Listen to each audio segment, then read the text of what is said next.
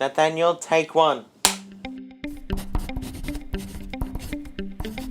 Well, Customised Employment is a set of principles and practices that first developed in the United States in the 1980s.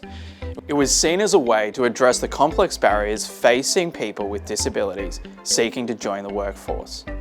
Since 2001, the US Department of Labor has been working to implement the principles and practices of Customised Employment through state-based initiatives.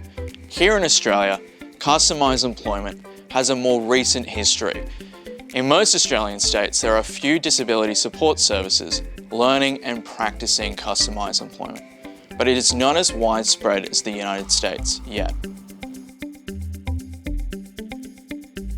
It can be really tricky, but what I've found has worked best and is in line with Customised Employment is that you go into their local community and you meet face-to-face with small business owners and ask them lots of questions about their unmet needs in their businesses and see if that marries up with the young person and their skills and their interests.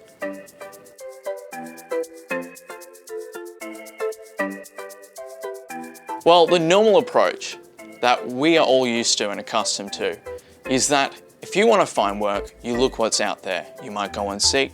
You might look in your local community for jobs that already exist. The difference is with Customised Employment is we don't start looking for a job for the young person. We get to know the young person first. We get to know what their interests are, their skills, their abilities, and then we start looking for a job that may not even exist at this current moment that would fit perfectly for that young person. These are often the jobs behind the jobs. Well, sometimes an opportunity for a job comes when a business identifies that a unique role could solve a problem for the employer. There might be work that is important and necessary, but takes others away from work that is more central to the success of the business. For example, there may be a mechanic who works in a mechanic shop. He may be really struggling to organise and clean his mechanic shop and complete services on time. Perhaps we've found a young person who has really strong interests and skills in organisation and cleaning.